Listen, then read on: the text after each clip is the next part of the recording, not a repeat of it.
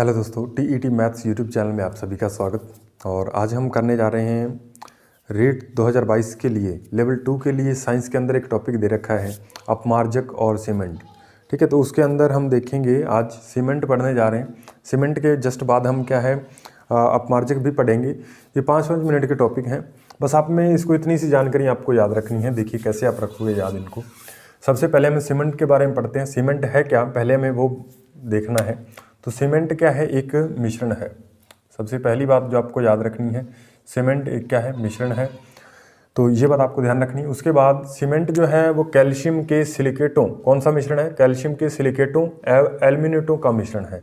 यानी इसके अंदर कैल्शियम के सिलिकेट आएंगे और एल्यूमिनेट आएंगे। ये बात आपको ध्यान रखनी, कैल्शियम के सिलिकेटों और एल्यूमिनेटों का मिश्रण है। ठीक है भाई, ये बात आपको ध्यान रखनी।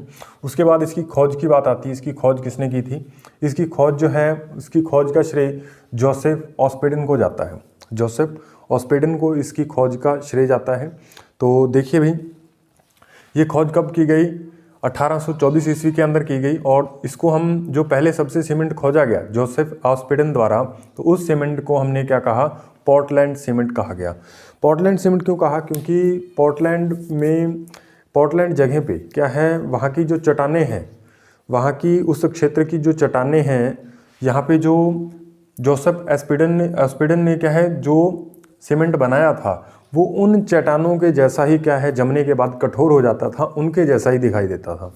ठीक है, इसलिए क्या है, इसको क्या कह दिया गया, पोर्टलैंड सीमेंट कह दिया गया। उसके बाद देखिए ये क्या है, बनाने की विधि इसको क्या रहेगी, विधि ये कैसे बनता है वो हमें देखनी है। तो सबसे पहले क्या है, हमारे पास चूना पत्थर होना चाहिए। चूना पत्थर का फॉर्मूला अगर आप लिखना चाहो तो कैल्शियम कार्बोनेट CaCO3, और इसके अंदर क्ले, मृत्तिका मिट्टी भी आप इसे कह सकते हो। और ये मिट्टी होती है हमारे पास चिकनी मिट्टी जिसे आप कहते हैं। ठीक है, वो वाली मिट्टी क्या है, इसके अंदर कुछ मात्रा उसकी मिक्स की जाती है, क्ले, मृत्तिका जिसे हम कहते हैं। और इसके अंदर कौन कौन से, एक तो एल्यूमिनियम ऑक्साइड आ जाता है। ठीक है, और SiO2 यानी सिलिका आ जाती है, और मैग्नीशियम ऑक्साइड इसके अंदर आ जाते हैं। तो ये सारे पदार्थ इसके अंदर ही होते हैं मिट्टी के अंदर। तो ये वहाँ से ऑब्जर्व आसानी से किए जाते हैं, ये मिल जाते हैं ये पदार्थ। उसके बाद ये जो हमारे पास पदार्थ बनेंगे, ठीक है, इसमें हमें क्या करना पड़ेगा, जिप्सम को ऐड कर देते हैं। कैल्शियम क्या है, calcium calcium sulphate .2H2O, calcium यानी यहाँ पे आ जाएगा CaSO4.2H2O, जिसका फॉर्मूला रहेगा, आपको याद कर लेना है, जिप्सम। और इसको क्या है, उच्च ताप पे यानी लगभग 1600 डिग्री सेंटीग्रेड के आसपास इसको गर्म किया जाता है। और गर्म करने के बाद जो हमें पदार्थ प्राप्त होगा, जो हमें मिश्रण प्राप्त होगा, उसमें क्या है, जिप्सम मिला करके, ठीक है, ये जो हमें इन सभी का मिक्सचर करने के बाद जो हमें यहाँ पे मिश्रण प्राप्त होगा, उसके अंदर हम क्या है, जिप्सम मिला करके उसको पीसेंगे। ठीक है, मशीनों के द्वारा उसे क्या है, बारीक पीसा जाता है, बढ़िया ढंग से पीस के बारीक चूर्ण के रूप में उसे एकत्र कर लिया जाता है, जिसे हम क्या कहते हैं, पोर्टलैंड सीमेंट कहते हैं। क्या कहते हैं, पोर्टलैंड सीमेंट। मुख्यतः जो हम सीमेंट यूज करते हैं वो पोर्टलैंड सीमेंट ही होता है। ठीक है, फिर इसे क्या है, पहले पीस करके इसे फिर क्या है, थैलों में, बोरियों में क्या है, भर लिया जाता है। तो ये हमारे पास पोर्टलैंड सीमेंट बन जाता है। ठीक है, बाज़ार में और भी बहुत तरह के सीमेंट उपलब्ध हैं, लेकिन पोर्टलैंड सीमेंट बनाने की विधि ये रहेगी। दोबारा से फिर देखिए, ये आपको थोड़ा सा दिमाग में रखना है। इसके अंदर क्या क्या, पहली बात तो आपको याद रखनी, कैल्शियम के सिलिकेटों और एल्यूमिनेटों का मिश्रण है। सिलिकेटों और एल्यूमिनेटों का मिश्रण है।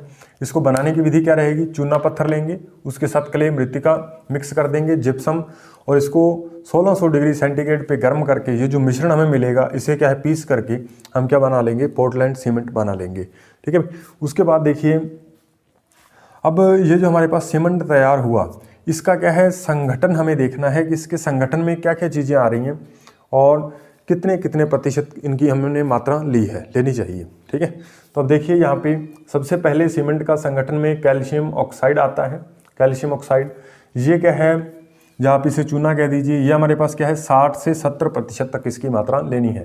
और रीट में क्या है, एक बार ये क्वेश्चन पूछा गया, रीट या आरटेट में एक बार क्या है क्वेश्चन पूछा गया, तो ये आपको प्रतिशत, परसेंटेज वगैरह ये आपको याद कर लेनी है। अब यहाँ पे क्वेश्चन क्या पूछा गया कि कैल्शियम ऑक्साइड या चूना, सीमेंट में चूना की मात्रा का प्रतिशत क्या है। तो उसमें ये सारे ऑप्शन दे रखे थे, वहाँ पे आपको बताना था 60 से 70% चूना की मात्रा होती है। इस तरीके से क्वेश्चन पूछा गया था। उसके बाद सिलिका की मात्रा SiO2 इसका फॉर्मूला और 20 से 25% अप्रोक्स है। उसके बाद हमारे पास है एल्यूमिना यानी Al2O3 और ये 5 से 10% होती है, ये भी बात आपको ध्यान रख लेनी है। कैल्शियम सल्फेट .2H2O यानी जिसे हम जिप्सम कह देते हैं, ये हमारे पास क्या है 3 से 5% तक इसकी मात्रा होती है। और ये हमारे पास है फेरिक ऑक्साइड Fe2O3, ये हमारे पास 2 से 3% होता है। उसके बाद MgO यानी मैग्नीशियम ऑक्साइड, ये होता है 1 से 2%। तो ये बातें आपको खास तौर पे आपको क्या है वापस से ये 2 वैल्यू आपको याद रखनी है ऊपर वाली, क्योंकि एग्जामिनर क्वेश्चन यहीं से बनाता है। सबसे मात्रा पूछ लेगा या फिर मात्रा देके इस बार क्या है ये पूछा जा सकता है कि ये सीमेंट में किस पदार्थ की मात्रा है। तो आपको बता देना कैल्शियम ऑक्साइड या फिर चूने की मात्रा है। उसके बाद सिलिका की मात्रा 20 से 25%। इस तरीके से ये आपको क्या है पूरी ये जो सारणी है ये आपको याद कर लेनी है, यानी इसकी प्रतिशत वैल्यू भी पूछता है एग्जामिनर, तो हमें वो भी वैल्यू याद करनी पड़ेंगी। तो आप उस वैल्यू को भी याद कीजिए। नेक्स्ट आप देखिए, इसमें कुछ और बातें हमें याद रखनी है। यहाँ पे आप देखिए जमने की प्रक्रिया को तेज कौन करता है। ठीक है, जमने की प्रक्रिया यानी जो सीमेंट जो है ये जल्दी जम जाता है। ठीक है, सीमेंट जो है वो जमने की प्रक्रिया जमने में कितना समय ले रहा है, ठीक है, उसमें कितनी कठोरता आ रही है, उसी के आधार पे क्या है हम सीमेंट की ग्रेड वगैरह भी तय करते हैं। ठीक है, जैसे 43 ग्रेड है, आपने सीमेंट वगैरह की ग्रेड सुनी होगी। तो उसमें क्या है यहाँ पे आप देखिए जमने की प्रक्रिया को तेज कर देगा यदि हमारे पास क्या है एल्यूमिना की मात्रा सीमेंट के अंदर बढ़ जाएगी। यदि Al2O3 की मात्रा यदि सीमेंट के अंदर बढ़ गई तो जमने की प्रक्रिया को क्या कर देगा तेज कर देगा। क्या कर देगा भाई, तेज कर देगा। जमने की प्रक्रिया को तेज करने के लिए उसमें क्या है एल्यूमिना मिलाया जाता है। इसकी मात्रा यदि ज़्यादा हो गई तो इसका मतलब क्या है वो सीमेंट जल्दी जम जाएगा। उसके बाद जमने की प्रक्रिया को धीमा करने के लिए यदि कैल्शियम सल्फेट जिसे हम जिप्सम कह देते हैं, यदि जिप्सम की मात्रा जो है वो ज़्यादा हो गई तो सीमेंट जो है वो जमने की प्रक्रिया क्या हो जाएगी, धीमी हो जाएगी। जमने की प्रक्रिया को धीमा कौन करेगा ये बात आपको ध्यान रखनी है, और तेज कौन करेगा ये बात आपको ध्यान रखनी है। उसके बाद देखिए यदि calcium oxide CaO calcium oxide की मात्रा यदि हमने बढ़ा दी सीमेंट के अंदर तो जमते समय इसके अंदर दरारें पड़ जाती हैं। दरारें पड़ जाती हैं, सीमेंट जो है भुरभुरा हो जाता है। जब जमेगा सीमेंट, कहीं पे हमने प्लास्टर वगैरह किया है तो वहाँ पे सीमेंट के अंदर दरारें पड़ जाएंगी। ठीक है, ये बात आपको ध्यान रखनी है। दरारें किससे पड़ती हैं, कैल्शियम ऑक्साइड से। जमते समय क्या दरारें पड़ जाती हैं, ये बात आपको नोट कर लेनी है और यहाँ से क्वेश्चन बनने की ज़्यादा संभावना है। ये टेबल आपको अच्छे से याद होनी चाहिए। और क्या है यहाँ से क्वेश्चन बन सकता है। उसके बाद है हमारे पास कि जब भी हम सीमेंट का उपयोग लेते हैं तो उसमें हम कंक्रीट का यूज करते हैं। कंक्रीट क्या है, सीमेंट के साथ जब आप बजरी वगैरह मिक्स कर देते हो, ठीक है, बजरी है, बालू है, रेत है, जब इनको मिक्स करके एक मिक्सचर बनाते हैं उसी को हम क्या कहते हैं, कंक्रीट कहते हैं। और ये जो कंक्रीट है इसका हम छत वगैरह पे जब हम डालते हैं, ठीक है, तो इसके साथ क्या है कुछ लोहे के एंगल या आप कह सकते हो सरिया वगैरह डाल देते हैं, उसके साथ हम कंक्रीट डालते हैं। ठीक है भाई, तो वहाँ पे क्या है कंक्रीट का उपयोग किया जाता है। तो ये बात आपको ध्यान रखनी है। और एक बात आपको और ध्यान रखनी है, क्योंकि हमारे सिलेबस में क्या है अभिक्रिया के बारे में दे रखा है। ठीक है, रासायनिक अभिक्रिया समीकरण वगैरह हमें पढ़नी है, रासायनिक समीकरण हमें पढ़नी है। तो उसके अंदर क्या है एक हमारे पास परिवर्तन है, रासायनिक परिवर्तन और भौतिक परिवर्तन। तो उसके अंदर क्या है ऊष्माक्षेपी और ऊष्माशोषी अभिक्रियाएं हमें पढ़नी है। तो यहाँ पे ये जो कंक्रीट बनेगी, जब हम कंक्रीट बनाएंगे सीमेंट के साथ बालू को मिक्स करेंगे, ठीक है, और बजरी वगैरह उसके अंदर डालेंगे, तो ये जो अभिक्रिया है उस समय कौन सी अभिक्रिया होती है, तो आपको ध्यान रखना है ऊष्माक्षेपी अभिक्रिया होती है। ऊष्माक्षेपी का मतलब क्या है, वहाँ से ऊष्मा निकल रही होती है, ये बात आपको ध्यान रखनी है। ऊष्माशोषी का मतलब ऊष्मा ग्रहण की जाती है, लेकिन कंक्रीट बनाते वक्त जो अभिक्रिया होती है वो कौन सी होती है, ऊष्माक्षेपी अभिक्रिया, यानी ऊष्मा का उत्सर्जन होता है। ये बात आपको मुख्य तौर पे याद रख लेनी है। उसके बाद देखिए भाई नेक्स्ट है हमारे पास कि जब हम सीमेंट बनाते हैं तो इससे क्या है प्रदूषण भी होता है। हमें क्या है जैसे कुछ चूना पत्थर हमें निकालना पड़ता है, क्ले मृत्तिका, जिप्सम वगैरह, तो ये सारे क्या हैं खनन के द्वारा पदार्थ प्राप्त किए जाते हैं। तो खनन में क्या है, बहुत ज़्यादा वहाँ पे प्रदूषण वगैरह होता है। और वहाँ पे जैसे मान लीजिए सीमेंट बनाते वक्त जिस फैक्ट्री में सीमेंट बनता है, मान लीजिए वहाँ पे जो लोग काम करते हैं वहाँ पे उनको क्या है, एक सिकोलोसिस नामक क्या है एक बीमारी हो जाती है। और ये बीमारी बिल्कुल आपके क्या है फेफड़ों पे इफेक्ट डालती है। जैसे क्या है, एक टीबी का मरीज़ होता है, ठीक है, टीबी के मरीज़ जैसे टीबी की बीमारी होती है बिल्कुल वैसी ही एक बीमारी है सिकोलोसिस। ये क्या है, जो सीमेंट उद्योग में काम करते हैं वहाँ पे उनमें क्या है अक्सर देखने को मिलती है। तो ये मुख्य मुख्य बातें आपको याद रखनी है सीमेंट में। इसके अलावा क्वेश्चन और कहीं से बनने की कोई गुंजाइश नहीं है, ठीक है। इसके बाद हमें क्या है, इससे ज़्यादा इसमें सीमेंट में पढ़ने को कुछ है ही नहीं, ठीक है। सीमेंट में हमें पोर्टलैंड सीमेंट को मुख्य तौर पर पढ़ना है। इसमें से एक क्वेश्चन कई बार पूछ लिया जाता है। तो यहाँ पर आपको ये मिश्रण है, किस किस का मिश्रण है, कैल्शियम के सिलिकेटों और एल्यूमिनेटों का मिश्रण है, खोज किसने की, ठीक है। बनाने की विधि में थोड़ा बहुत आपको याद होना चाहिए, कौन कौन से पदार्थ हमने लिए, इनका संगठन याद होना चाहिए, जमने की प्रक्रिया को तेज कौन कर रहा है, ये आपको मुख्य, ये पॉइंट आपको क्या है मुख्य तौर पे याद करने हैं, ठीक है, क्योंकि यहाँ से क्वेश्चन बन सकता है। और ये जो एक है रोग कि जो सीमेंट की फैक्ट्रियों वगैरह उद्योग में, सीमेंट उद्योग में जो काम करते हैं उनको मुख्यतः कौन सी बीमारी होती है, तो सिकोलोसिस बीमारी होती है। ये बात भी आपको ध्यान रख लेनी है। तो चलिए भी नेक्स्ट हम पढ़ते हैं अपमार्जक। अपमार्जक क्या होता है?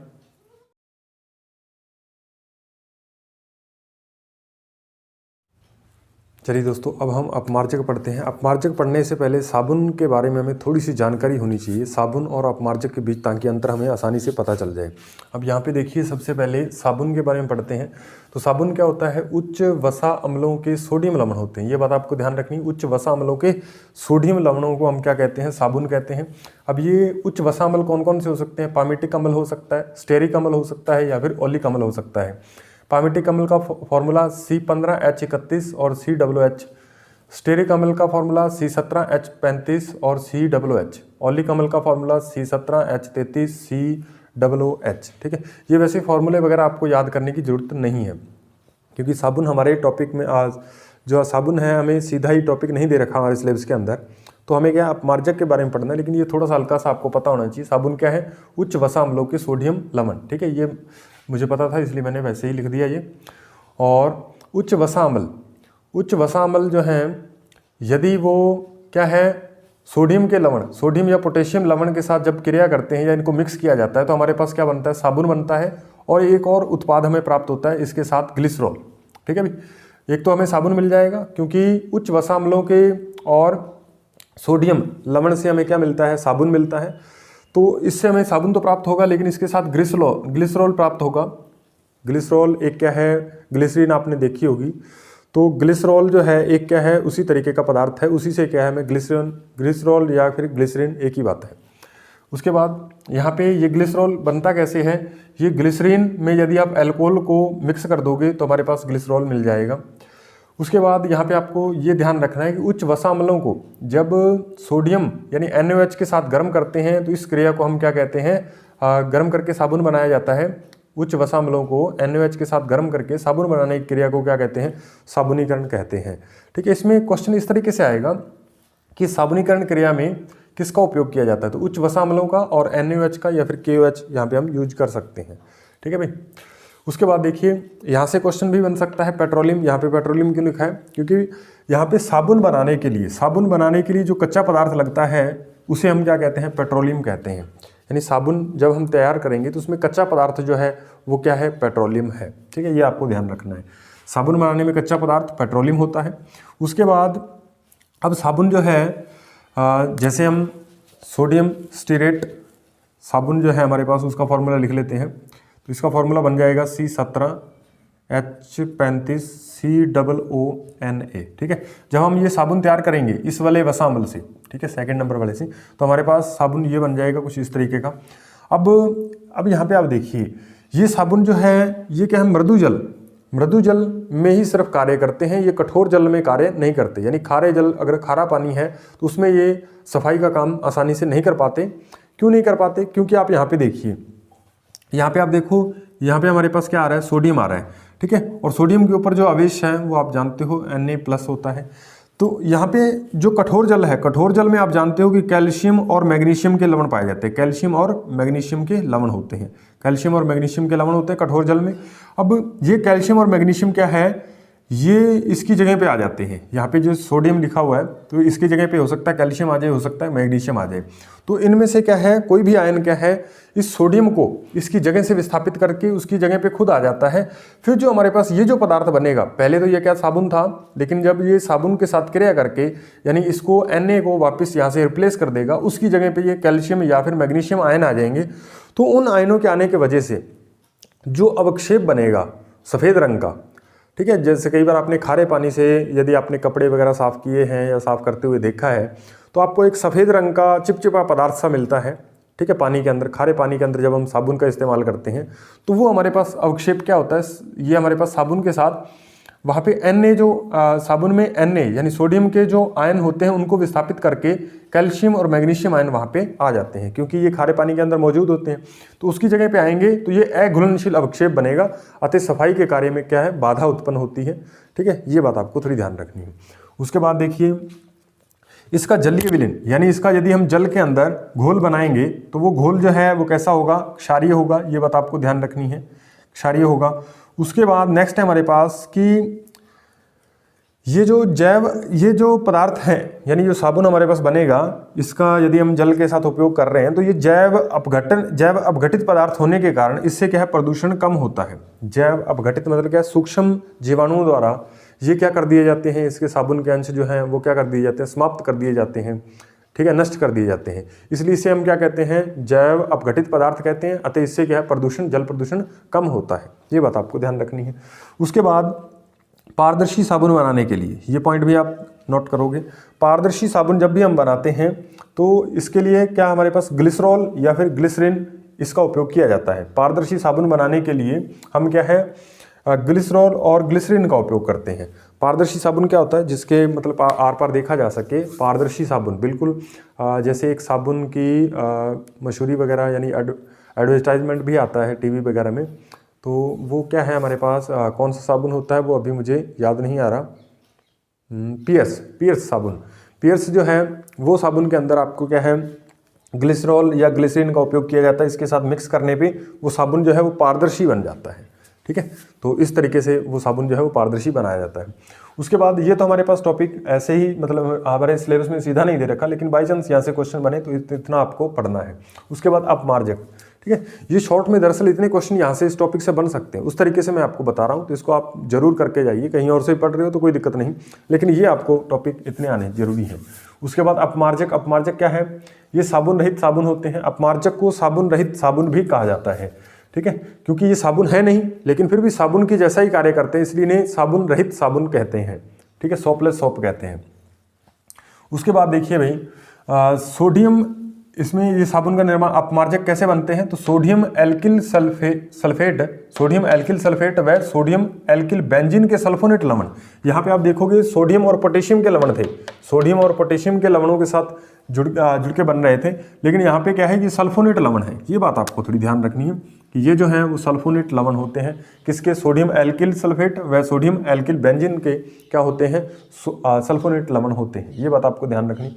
उसके बाद साधारण अपमार्जक का यदि आपसे फॉर्मूला पूछे, साधारण अपमार्जक कौन सा है, तो आपको बताना है कि सोडियम लॉरिल सल्फेट को हम क्या कहते हैं, सोडियम लॉरिल सल्फेट को हम क्या कहते हैं, साधारण अपमार्जक कहते हैं, ठीक है भाई। सामान्य अपमार्जक क्या होता है, सोडियम लॉरिल सल्फेट, ये बात आपको ध्यान रखनी है। उसके बाद इसका जलीय विलीन, यहाँ पे हमने देखा साबुन का जलीय विलीन जो है वो क्या है हमारे पास, यहाँ पे क्षारीय है, ठीक है, क्षारीय प्रकृति का होता है, लेकिन ये जो जलीय विलीन है अपमार्जक का वो क्या होता है, उदासीन प्रकृति का होता है, ठीक है, ना तो ये क्या है क्षारीय होगा और न ही इसका जलीय विलीन अम्लीय होगा, ठीक है भाई, उदासीन होता है।